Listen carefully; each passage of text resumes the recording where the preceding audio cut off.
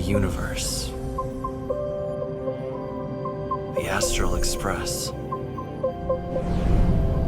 Eons. Did I get dragged into a science fiction movie or something? This Stellaron thing in my body. Are you trying to catch the stars? I've done stuff like that before. But it wasn't stars for me, though. It was lights. You might not believe it, but before all this, I was stuck in a huge block of ice drifting through space. When I first woke up after being rescued from the ice, I could see clusters of stars in front of me. I reached out for them automatically, but they turned out to be the carriage ceiling lights. Who I am, where I'm from, my name, it's like everything was erased from my mind. March 7th was the day they found me, so it stuck. Ever since then, I've been hanging out on this train and following it to whatever destination it decides to stop at. I'm hoping that one day I can find my past. Listening to her story makes the trailblazer wonder about his own past, where he came from, who he was, and what kind of life would he have lived if he hadn't boarded the express.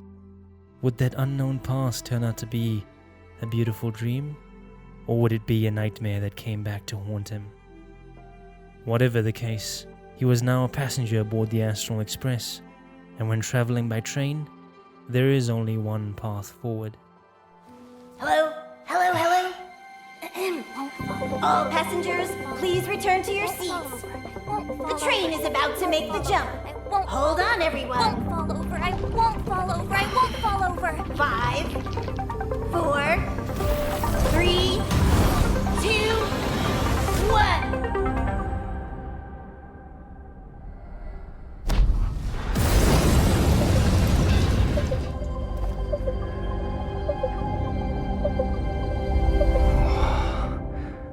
Arriving in front of a stark white frozen globe, Jarilo-VI wasn't quite what the crew was expecting when the database classified it as a lush and beautiful planet. After several millennia, it looks like the environment must have gone through some drastic changes. Not only that, but it seems that something is obstructing the star rail's path, preventing it from moving forward. All signs pointing to a situation the crew was all too familiar with. The results of the preliminary analysis are here. The anomaly stems from a stellaron, as always. Well, Tiang, the final passenger of the Astral Express, calls himself an animator by trade. However, anyone would tell you that there is far more to him than meets the eye.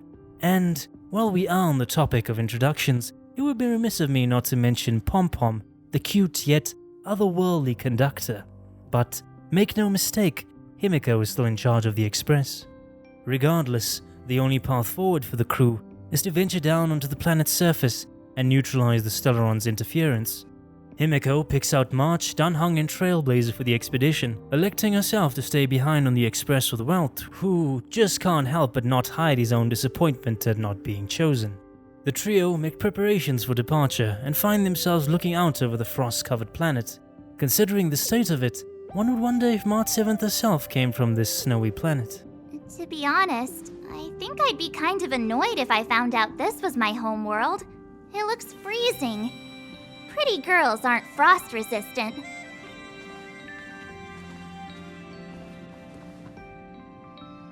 What? Is there something on my face?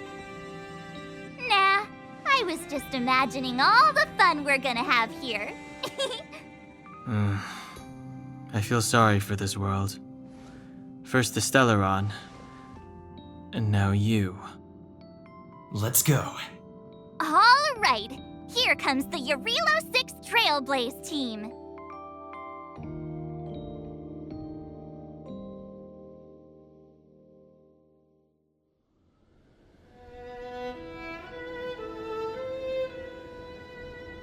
Our dynamic trio land on Jarilo-VI to find themselves standing in frigid winds among barren snowfields stretching as far as the eye can see. Buried underneath, one can make out various man-made structures and homes that might have once belonged to an abandoned civilization, painting a rather despondent picture. In any case, the group are left with two options: push through the snow or wait for the Stellaron to miraculously appear by itself. As they trudge along the abandoned snowdrifts, they encounter traces of fragmentum, which spawn corrupted creatures that mean to harm their surroundings. These crystal-like anomalies are caused by Stellarons, mounting evidence that the seed of disaster could have also cast Jarilo-VI into an eternal winter. Some time after, the group find their first signs of life, a rather shady sign of life. Sampo Koski is a silver-tongued debonair who always happens to have the right information at the right price. Moreover, considering his suspicious presence in the wilderness, it would be safe to assume he was up to no good. I mean, I caught you off guard. It had to happen. You could even say I deserved it, huh? Besides, I made a gallant group of new friends as a result. Is Captain Japard around? He's an old buddy of mine. Upon mistaking the trio for local authorities at first, he quickly concludes that they must be in the same line of work as him. Thus, he extends an offer to smuggle them back to Belobog, the sole city remaining on the planet's surface. Not a bad place to begin when searching for clues about the Stellaron. However, no sooner than they approach the outer perimeter of the city, they encounter the Silvermane Guard. An organization dedicated to serving justice and preserving peace, they were not too fond of figures like Sampo, who manages to covertly escape under the chaos of the ensuing fight.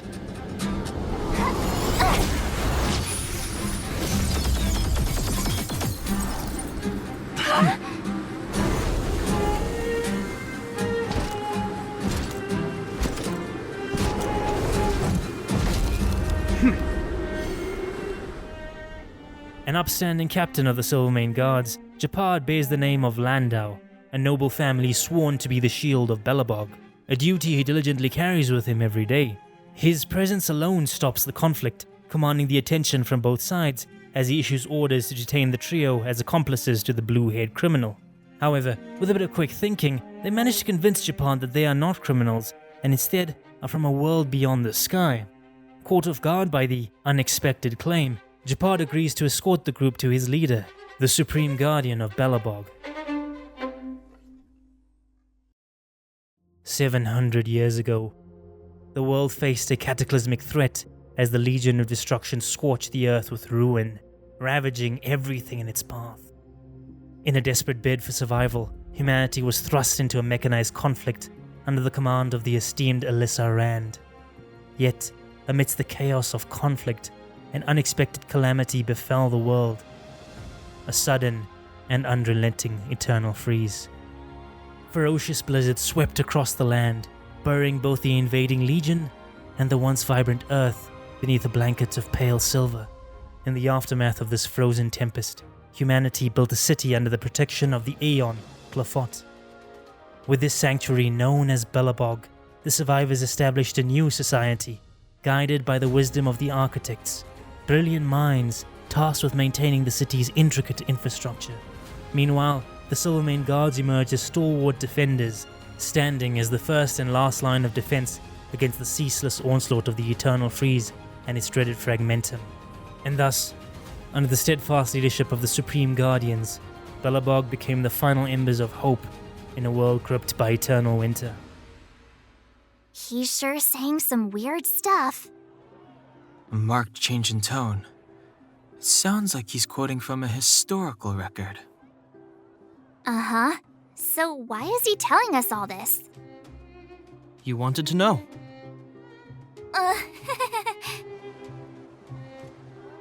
Arriving in the city, Japard takes them to Clefort Fort in order to meet Cocolia Rand, the Supreme Guardian of Belobog.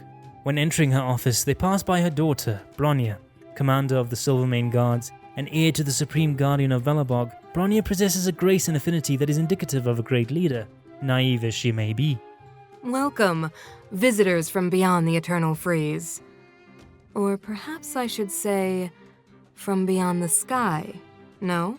Cocolia welcomes the group wholeheartedly, seemingly believing in this story and citing records of how Belobog once communicated with distant worlds before the advent of the Eternal Freeze. Responding in kind, Dan Hung informs of the cause of their disaster being a Stellaron, and by finding it, the Astral Express could neutralize its effects and stop the corrosion from spreading any further. Claiming to have never heard of such a thing, she optimistically agrees to help the trio and asks they return the following day after she has looked over any recorded mentions of this Stellaron. Arriving back in the city square, the trio are once again greeted by Japard, who has arranged accommodations for them at the local Goethe hotel. He encourages them to sightsee and explore the city, but also warns them not to venture into the alley behind the hotel, as danger fragmentum has spread into that part of the city.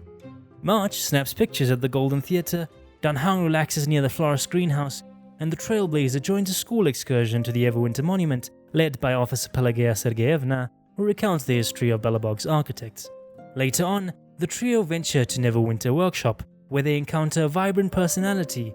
I forgot to introduce myself. The name's Serval. I'm the owner of this workshop.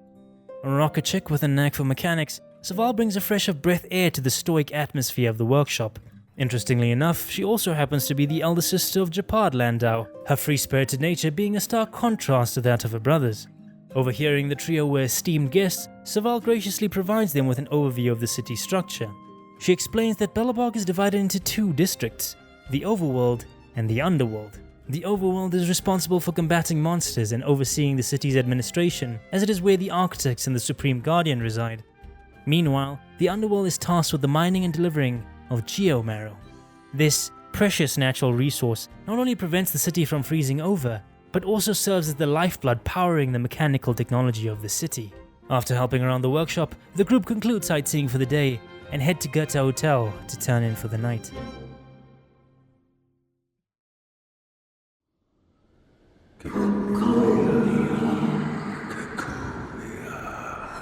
Who are you?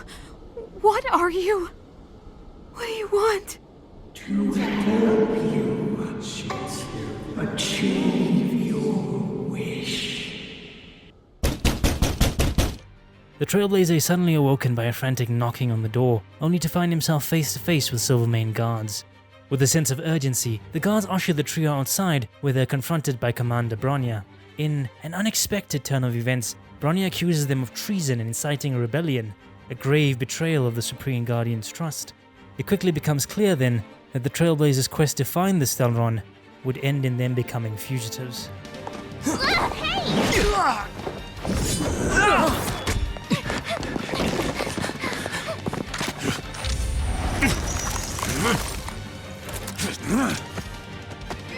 Have an ice day!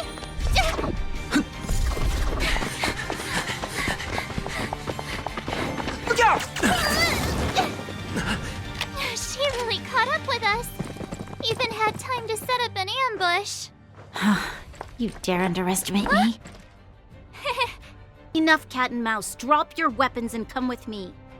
You're such a nuisance. Just what crime are we supposed to have committed again? The Madam Guardian investigated your backgrounds. Your identities and purpose here are counterfeit. You seek to overthrow the rule of the architects. What a two-faced hag! Publicly insulting the Supreme Guardian only elevates the seriousness of your crimes. Throw down your arms and surrender. Ooh, sorry. I didn't mean to ruin the intensity of the moment. What is this? I can't breathe. I have one thing to say. Sampo never lets friends who've helped him come to harm. I say what I mean, and I mean what I say. Tell me the truth, Sampo. What are you gonna do about the overworld girl? What am I gonna do about her? Why, wait for the opportunity and send her back, together with the rest of them, of course. Hey, come on, what's with the... You're a bad liar, Sampo Koski. What? I didn't mean to bring her along. The smoke was too dense. I was in a daze. Before I knew it, I'd somehow dragged her down here, too. What are you up to, Sampo? Why do you insist on getting caught up in overworld affairs that have nothing to do with you? If it's a whole lot more attention from wildfire you want, you're going about it the right way. Hey now, Sampo Koski's primary concern is taking care of his friends. These guys scratched my back. How could I live with myself if I didn't scratch theirs? And another thing, where does wildfire get off, assuming that these fine folks won't come in useful to them, huh? I mean, you never know. Which is why you've set them loose in the underground? Come on, accidents happen. I'll have them rounded up in no time. The underground has been sealed off for over 10 years now. If a girl in a silver main guard uniform suddenly shows up, what would Wildfire do with her? What would they do with you? All right, I get it. I'm setting off right now. I'll have to trouble you to look after them while I'm gone, ma'am. A fastidious woman who always wears a soft smile, Natasha is one of the very few doctors whom the people of the underworld can turn to in times of need. Assuring the trailblazer of his well-being, she informs him that he's the last to awaken and that his companions have already set out ahead of him. Expressing his gratitude, Trailblazer steps outside to find himself in the vast mining settlement known as the Underworld. As he surveys his surroundings, he catches sight of March playing hide-and-seek with some rowdy kids, while nearby, Dun Hung makes a name for himself in the underground boxing gym. Curious about Cold Dragon Young's unexpected involvement in the fight club, March and Trailblazer approach him, only to spot the true instigator behind his decision attempting to slip away. The trio, now reunited, corner Sampo to interrogate his intentions in kidnapping and bringing them to the underworld.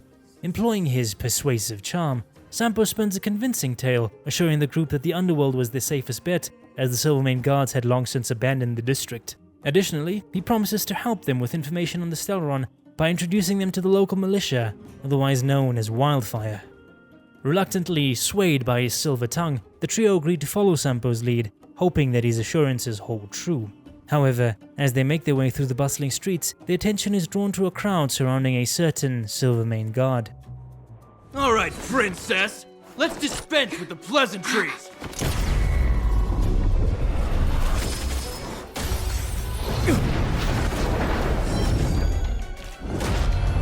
You dare attack someone on our turf?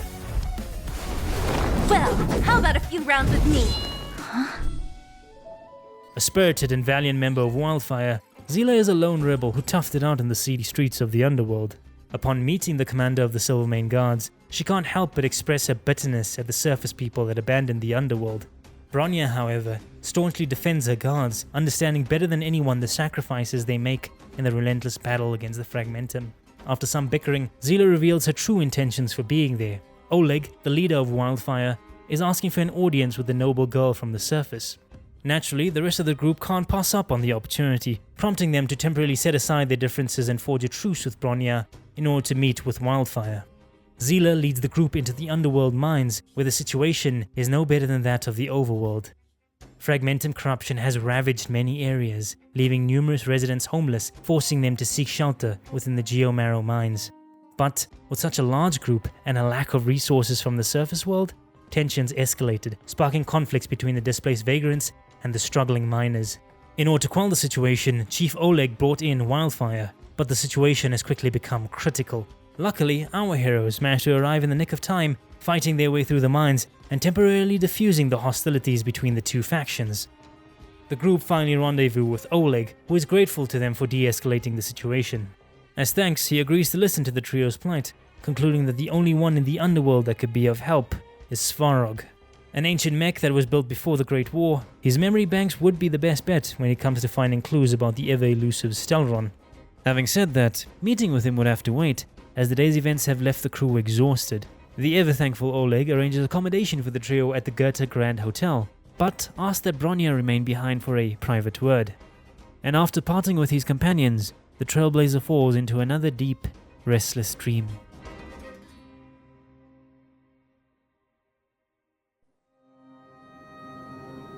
I lost her. My wish. Your so-called plan. What is the point of it all?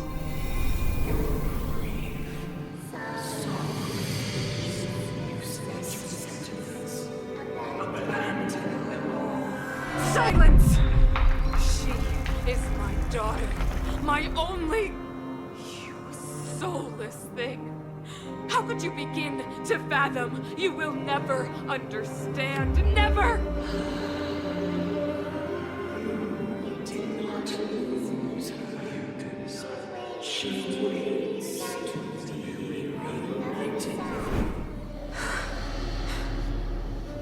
A new world.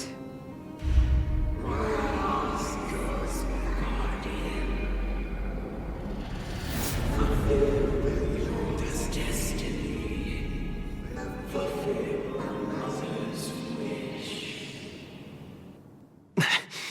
that voice again.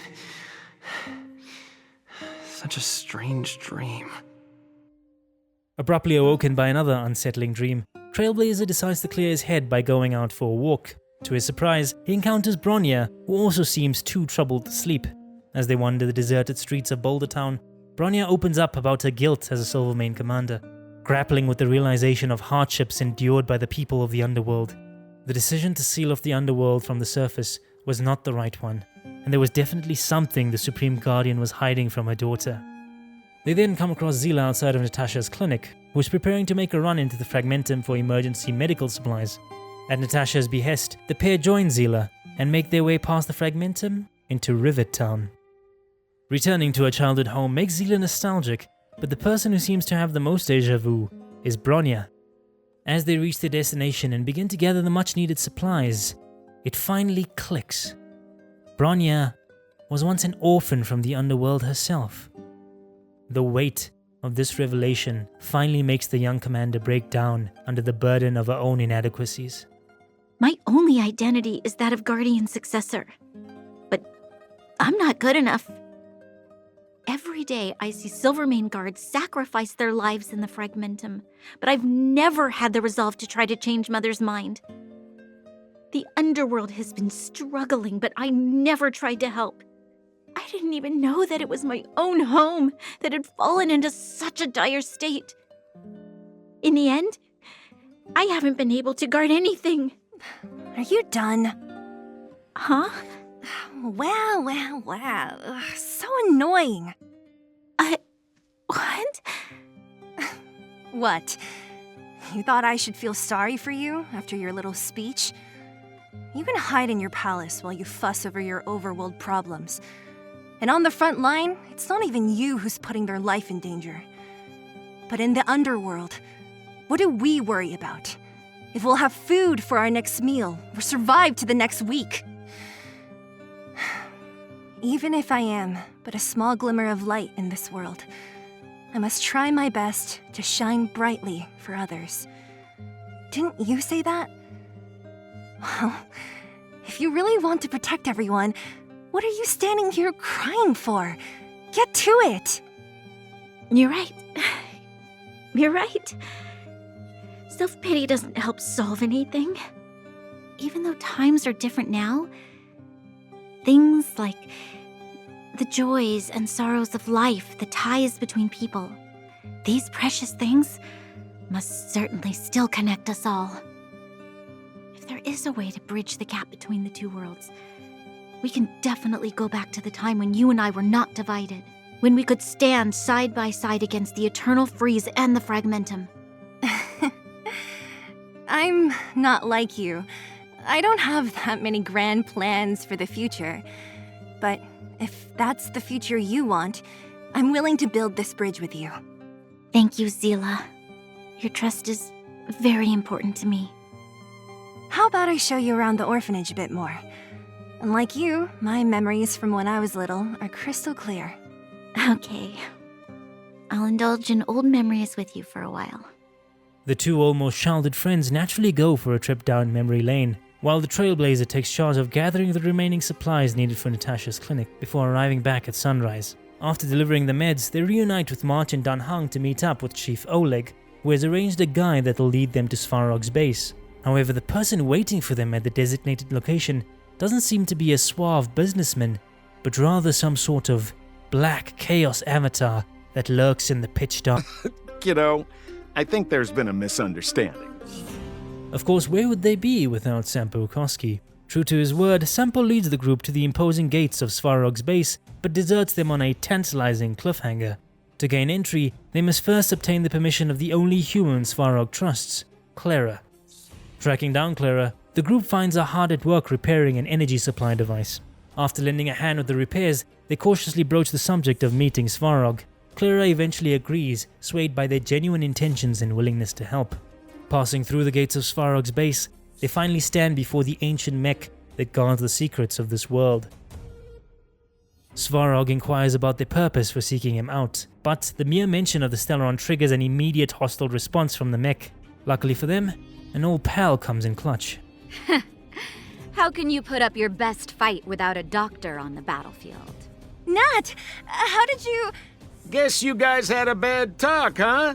Luckily, Sampo's got your back. Sampo! I knew you'd be involved somehow. Base breached.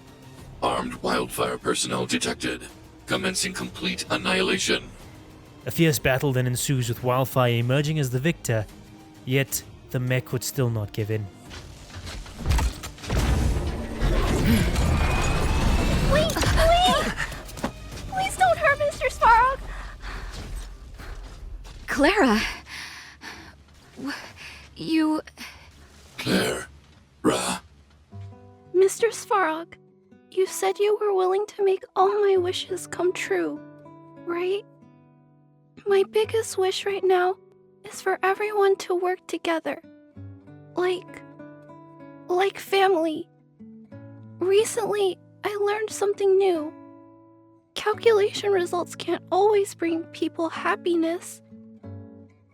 Even if the world outside the cage isn't beautiful, people still want to know what it's like. Assessment system reset. Successful. Processing variables. Updated assessment result. Transference of decision-making authority to outsiders. Outsiders are granted access to Stellaron intelligence. Clara's words manage to penetrate through the ice-cold logic of the humanoid weapon, and Svarog finally relents, granting the group access to his database, allowing them to finally uncover the truth about the Stellaron. In those records, it is revealed that the Stellaron did not awaken of its own accord. Instead, it was Alyssa Rand's desperate wish to eradicate the invading Legion that triggered its activation. Like a cruel twist of fate, her wish was granted, but at the cost of the planet plunged into an eternal freeze. This revelation casts a shadow over the legacy of the Supreme Guardian who was meant to protect her people. It becomes clear that many prominent individuals, including every Supreme Guardian since, were aware of the Stellaron's role in the disaster from the very beginning. Yet, in a misguided attempt to preserve peace, they chose to conceal the truth, ultimately failing to destroy the Stellaron and prevent a further catastrophe. With the truth laid bare before them, a newfound determination grips the hearts of our heroes. Everyone's motives finally aligned. It was time to head back to the surface. Readying themselves for the inevitable challenges they would face, our heroes turn in for the night, with the exception of Bronya. Her heart heavy, the noble girl leaves ahead of her companions to confront the mother that raised her. Mother, I have returned. Bronya, I thought I'd lost you. Where were you? Are you hurt? I'll fetch the butler right away. No, there's no need. I'm fine, really. I just got into a few skirmishes down in the underworld, but nothing I couldn't handle. The underworld? Oh, I see. In that case, report everything you saw. Commander Bronya. After the failed pursuit at Backwater Pass, the wanted outsiders and I were somehow taken to the underworld. Because of the difficult situation we were in, we formed a temporary alliance to help the residents of the underworld resolve a few issues of survival. We also defeated an ancient robot known as Svarog and learned some truths about the Stellaron. I'm listening. Go on. Madam Cocolia, it is my firm belief that the visitors from beyond the sky are not the villains we had imagined before. I witnessed them take up arms in the name of justice and risk their lives for the sake of others. Mother, you've always known the truth about the Stellaron, haven't you? Well, the responsibility of bearing that truth will fall upon me one day. Such is the burden of being Guardian, to carry these secrets for eternity. So, I ask you to forgive my defiance, but I believe that the order to dispatch the outsiders was a mistake. To solve the problems brought on by the Stellaron, the architects waited hundreds of years. And those outsiders may be the— Enough! Arrogant. Ignorant.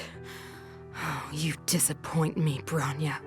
You merely glimpsed the tip of the iceberg, and now you think you know everything. You spend a short time with that underworld scum, And suddenly you have the audacity to question my orders? They are not scum. My entire life. Everything you ever kept from me. I remember it clearly now. This time I am standing my ground, Madam Guardian. And please, stop dismissing me with vague excuses. Tell me what you have seen. What exactly it is you are hiding. Why do you send the Silvermane Guards to die in the Fragmentum? Why have you abandoned the people of the underworld? And why? Why did you have that sudden change of mind? I see. I knew this moment would come sooner or later. I just didn't expect it would be so soon. You want to know why I gave those orders? Is that right? Do you believe you're ready to learn the truth? Yes. I am ready. Mother. Then come with me, Bronya. It is time you heard it. The voice of this dying world.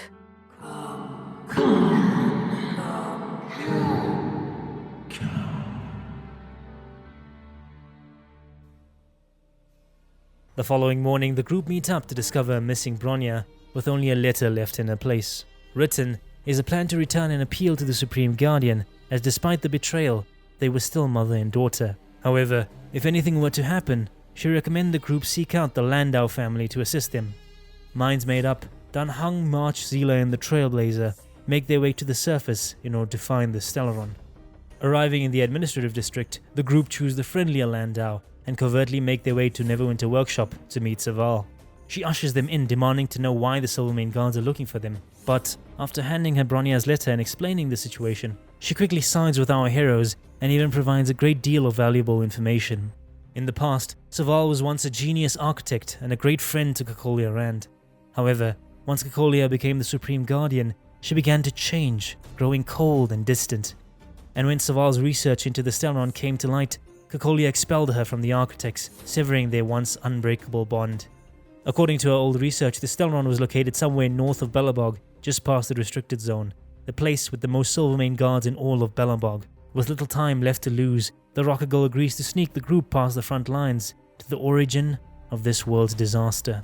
Arriving on the snowy battlefront, the corruption of the Fragmentum is worse here than anywhere else on the planet, making it a futile struggle against an unstoppable force of destruction. The group manages to covertly pass through most of the posts unchecked thanks to Saval's reputation, but no amount of espionage would get them through the iron wall, known as Japad Landau. Unwilling to negotiate, the group face off against the Silvermane Guards until Japad is the last man left standing. Not wanting to fight further, Saval appeals to her brother's sense of honor and justice, urging him to see that the Nameless harbor no ill intentions and share the same desire to protect the people of Belobog. Finally conceding, he agrees to let them pass through the gate, while he himself would hold off waves of monsters from the Fragmentum. Saval, seeing her brother's weakened state, decides to stay behind with him, fighting side by side to hold the line, as Landau should. Witnessing their courage, our heroes then venture into the blizzard to finally confront the Stellaron.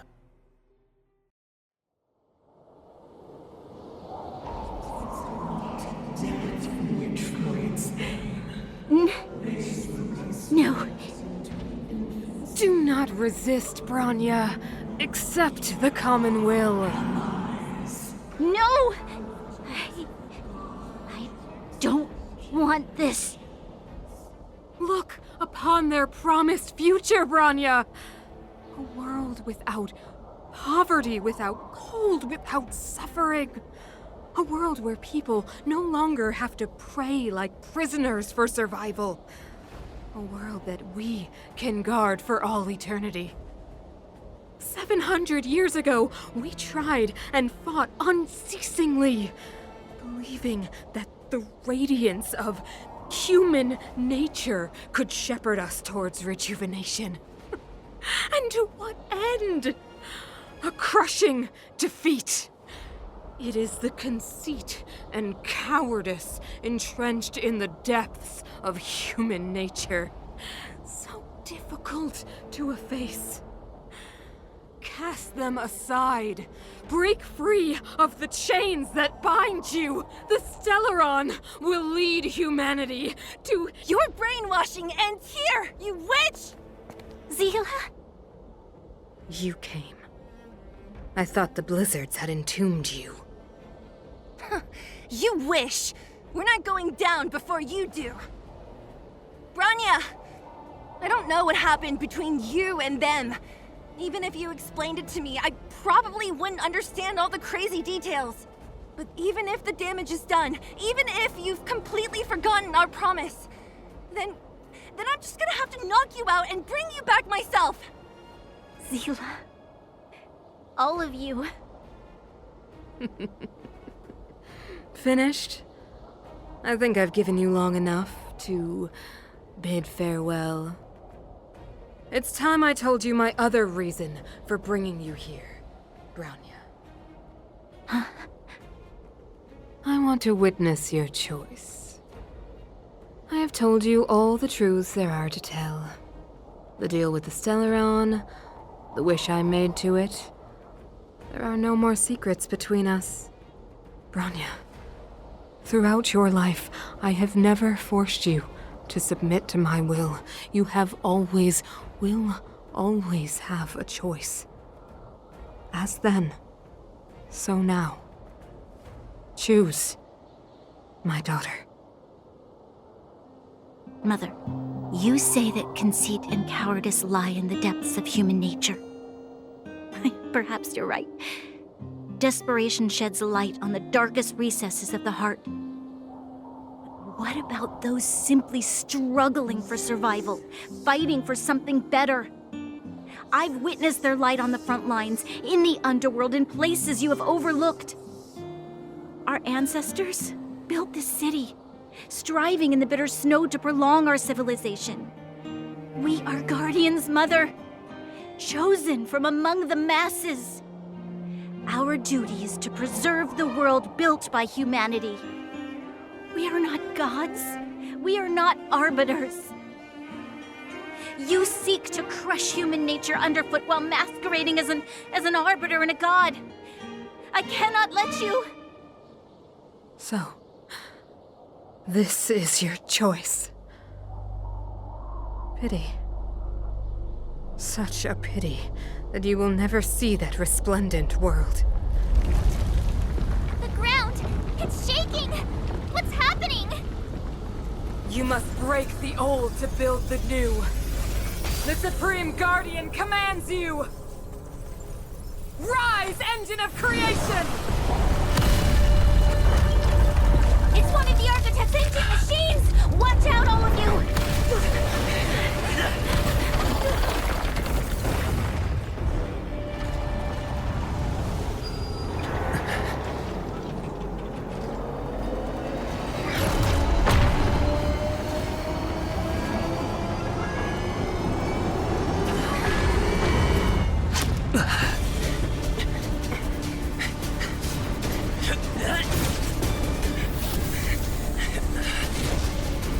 I'll cover you!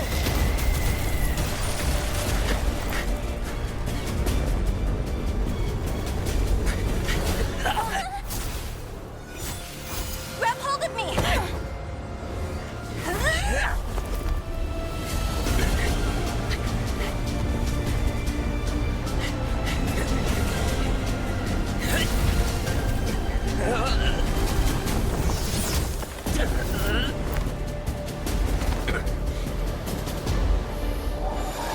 Behold, the power granted by them! Humanity, so weak and foolish, always overestimating their abilities. Let me bestow upon you despair!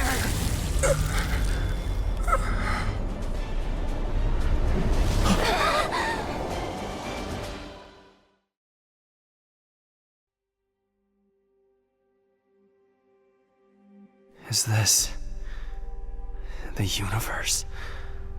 Child, have you come to witness the final moments of this dying world? Who is that? We are the ones that came before, relics of the past that failed to destroy the seed of corruption. For generations we served the Amber Lord Clafot, only for our own descendant to succumb to the Stellaron. Perhaps it is our fate, and maybe now we can finally be free of this eternal winter. No, I disagree. The seed of preservation has always been within Belobog. That will may be weak, but this is not the time for it to go out. For 700 years we preserved. 700 years we endured the cold, only for that same preservation to never once cast their gaze. For why would an Aeon care for the cries of mere mortals? Say what you want, but we care. You are but a stranger to this land, and yet you seek to bond your destiny to it and carry on the preservation. It seems obvious to me. So be it. What is there to lose when so much has been lost already? Touch the light of the Amber Trailblazer, and may their gaze fall upon you.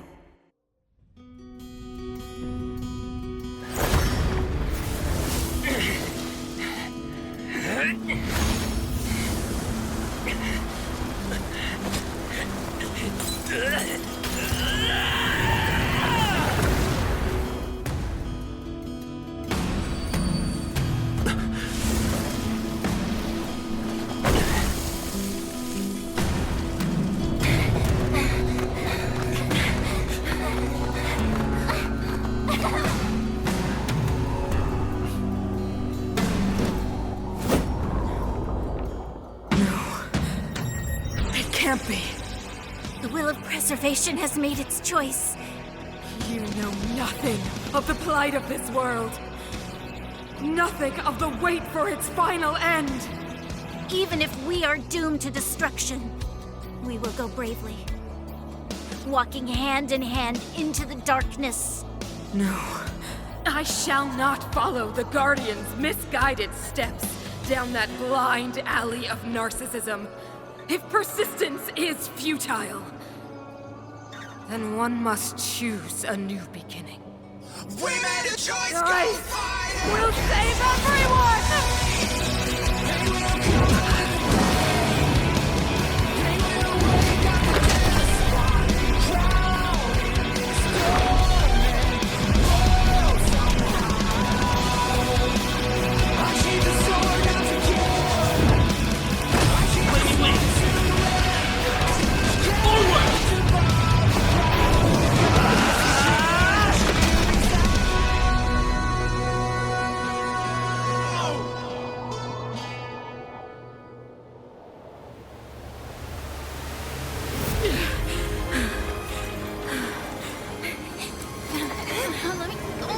This Stellaron promised us the future. It will include everything!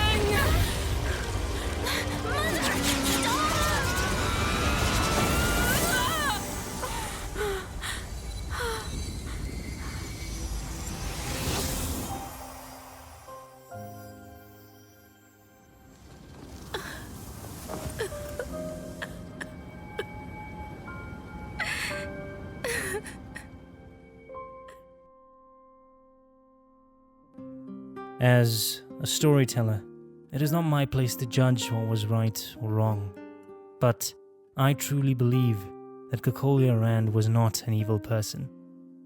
Like the Guardians before her, she had to lie to her people, keeping their hopes alive while enduring the hollow voices of the Stellaron. Yet, when facing an eternal winter without hope of sunlight, she wondered, would her daughter have to endure the same burden and hopelessness every Guardian felt? Ironically, it was the very daughter she wanted to protect that made her turn away from the Guardians and eventually embrace the Stellaron. No parent ever wants to see their child suffer, but ultimately it was this desire to protect that led Cocolia down a path that caused Bronya the most pain. On that day, Bronya defied her mother and gained the truth. But ultimately, it was a cruel exchange. One where she lost her innocence, she lost her hope, she lost her mother. This made her wonder, what would Belobog lose if the truth were ever revealed? And so, like every guardian before her, Bronya chose to conceal the truth, and instead tell a lie that would keep the people's hopes alive. They were told that Cocolia Rand was a courageous guardian, unaware of the Stellaron's evil. But once she learned the truth from the outsiders, she heroically sacrificed herself to destroy the Stellaron and save all of Belobog. To those who know the truth, it may seem absurd, but to the people of Belobog, this lie is what gave them hope. This lie is what united the underworld and the overworld. This lie is what allowed them to fight on and dream of a better tomorrow. They may stumble, they may fall, but even on the coldest nights, they know there will be a flame of hope leading them forward. A girl, a guardian, a wildfire.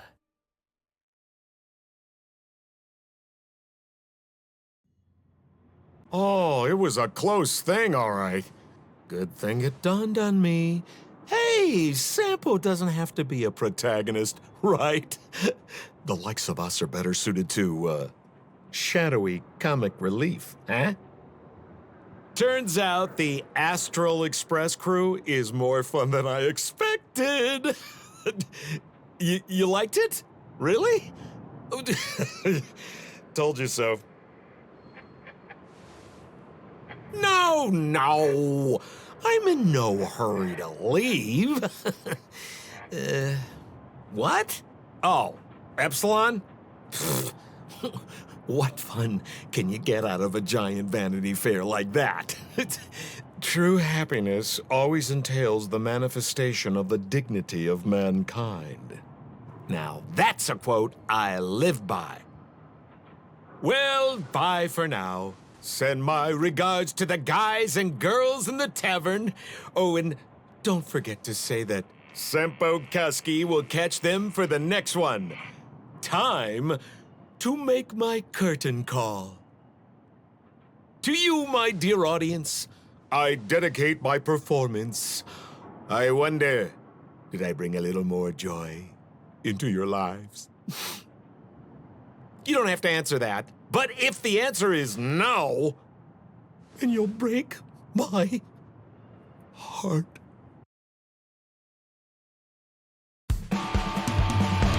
Hello, this is your YouTuber, the Starrail Crusader speaking, and I would like to remind you to do the usual YouTube things of liking, subscribing, and sharing with whoever you want to share it with. If you're new here to the channel, be sure to check out the various design gazettes and also the previous part of the story recap.